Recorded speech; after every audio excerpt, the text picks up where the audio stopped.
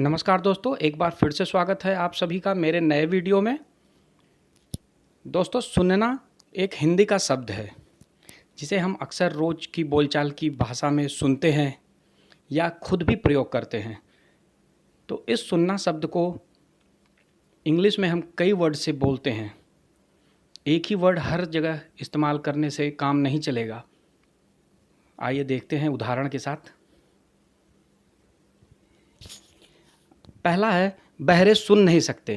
तो दोस्तों, यहाँ पर जो सुनना शब्द है इसको हम इंग्लिश में कैसे बोलेंगे? बहरे सुन नहीं सकते, तो इसको हम बोलेंगे deaf can't hear. Deaf can't hear, deaf माने होता है बहरे व्यक्ति, कांट हेयर यहाँ सुनना को हम हेयर वर्ड से डिनोट करते हैं। अगला वाक्य है मुझे ध्यान से सुनो। मुझे ध्यान से सुनो। अच्छा, यहाँ अब सुनो को हम देखिए कैसे इसका ट्रांसलेशन करते हैं। Listen to me, listen to me. यहाँ हियर टू मी कहना गलत होगा, तो यहाँ सुनने के लिए हमने लिसन शब्द का इस्तेमाल किया है। अगला है वह किसी की नहीं सुनता। वह किसी की नहीं सुनता। अच्छा, यहाँ पर हियर या लिसन का प्रयोग करना सही नहीं होगा। इसको हम कैसे कहेंगे? He does not care for any body. He does not care for any body. यहाँ सुनना शब्द को हमने केयर से डिनोट किया है। अगला एक वाक्य लेते हैं, उन्होंने या उसने मेरी प्रार्थना नहीं सुनी। अच्छा देखिए, यहाँ भी सुनना शब्द का प्रयोग हुआ है। देखिए इंग्लिश में हम इसको कैसे बोलते हैं। इंग्लिश में हम बोलेंगे he did not pay heed to my request. He did not pay heed to my request. यहाँ सुनना को हमने पे हीड से डिनोट किया। अगला एक वाक्य लेते हैं, उसने मेरी बात अनसुनी कर दी। अक्सर ऐसे हम बात करते हैं कि उसने मेरी बात अनसुनी कर दी, मेरी बात नहीं सुनी।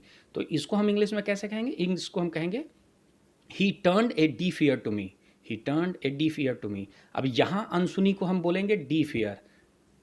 अगला एक वाक्य लेते हैं, सुनने में आया है। अक्सर हम इस तरह के वाक्य बोलते हैं ना, सुनने में आया है कि ये ऐसा है या वो ऐसा है, ऐसी तरह की वाक्य, इसको हम बोलेंगे इट इज़ सेड।